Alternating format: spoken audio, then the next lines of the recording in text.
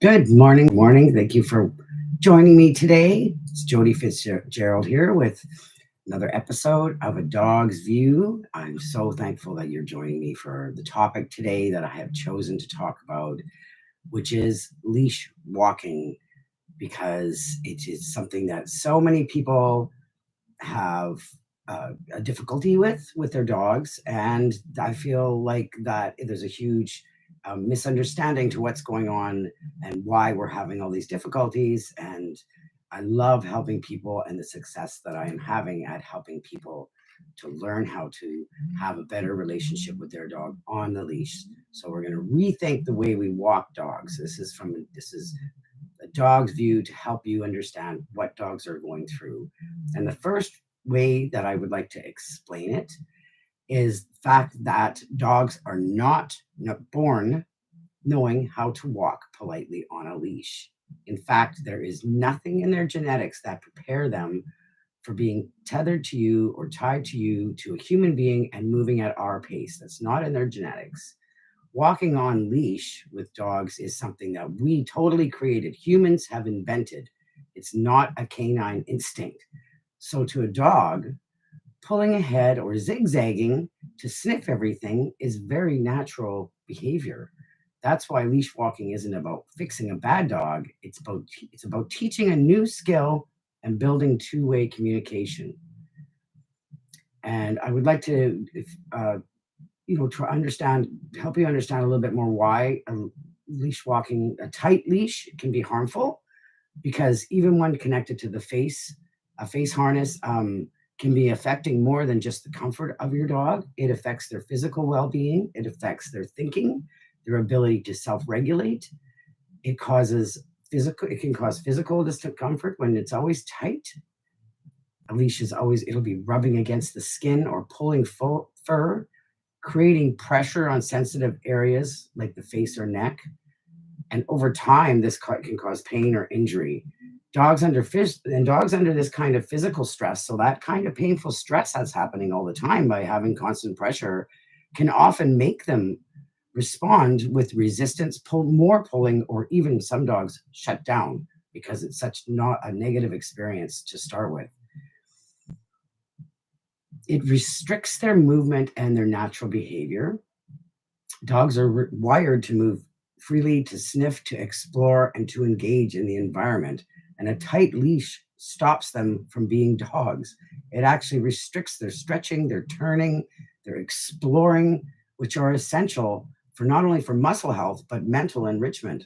Dogs thrive when they can express their natural behaviors, and restricting them, like with tight leashes, often leads to frustration and anxiety for the dog.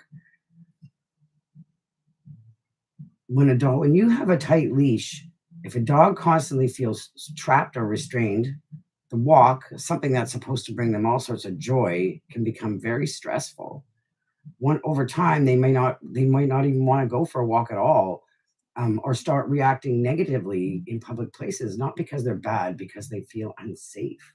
If you were uncomfortable and hurt, um, all the time, you would start to feel not safe. You wouldn't like it. So it can really, the walks can, we can actually make the walk a bad experience for the dog just by what we are doing with them. And also, a tight leash really impacts communication. Dogs communicate through their body language. A tight leash alters how they move their body, and it alters their signals. Sometimes it can make them look, and this makes them look tense, anxious, or reactive, when really they're not. This can lead to we misunderstand what's going on, and it can cause unnecessary conflicts with other dogs, and it definitely can increase the anxiety of your own dog. And I really believe that dogs are always feeling you through the leash. So your emotions and your fears, or worry or stress over what is going on around, they're going to feel that in you through the leash, especially if you have a tight leash. So it takes practice at giving your dog what they need. It also can cause the other big thing, that's the constant pressure on the face or neck, can contribute to long-term health issues. Dogs like pugs or bulldogs or dogs with sensitive necks can affect their breathing and their overall physical discomfort all the time. So when we take the time to understand how dogs think and move, and we communicate in a way that they can understand, walking together becomes a cooperative experience rather than a constant battle. And it's wonderful to have a great walk with your dog and get them enjoying, have them have a wonderful experience when you make the walk about them and you learn what they need. And also when we're walking, learning about walking, walking nicely with the dog and helping to do it with a loose leash. We are looking, when we look at it from the total welfare perspective, we get to consider 5 essential domains. The physical health of the dog can stay safe, and we make sure they're safe, and well-fitted equipment prevents injury and strain. It's great for their mental well-being. It can help with decreasing frustration, anxiety, and it helps your dog feel more secure and safe. It can fulfill their social needs.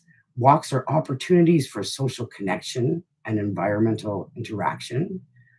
It's a great environment, gives your dog the freedom to engage with their surroundings is very critical. They need to do this. They need to do it to self-regulate, to read it. It's a natural thing. They need to be able to go and sniff and to interact safely and with they're making their own choices and having their needs met and respected. And it's natural. It's very natural. Dogs need the ability to sniff, explore, and move freely. It helps them to stay balanced. So loose leash walking really gives dog the freedom to self-regulate. They can choose to sniff, to calm themselves. They will do this. If you pay attention to your dog and learn and watch dog body language, you will learn that they often will turn and start sniffing something just to calm themselves. They take pause to take give them opportunities to take in new scents, disengage from a stressful environment. They can sometimes go and start sniffing something, and there's ways to even encourage that and help that. So by letting them be a part of the walk, rather than simply being controlled and doing what we think they should do, we are allowing them to practice decision-making and build self-confidence. So choosing well-fitted gear, training for loose leash and or long line walking, and respecting your dog's pace doesn't just make walks easier, it transforms them. Your dog gets the physical comfort and emotional freedom to self-regulate, while you enjoy a calmer, more connected walking experience with your dog.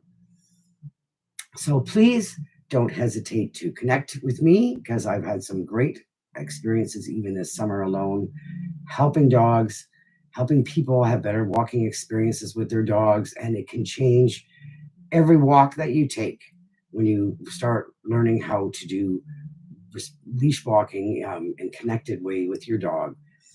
Please don't hesitate to send this to anyone who is struggling with their dog with leash walking. I would love to help.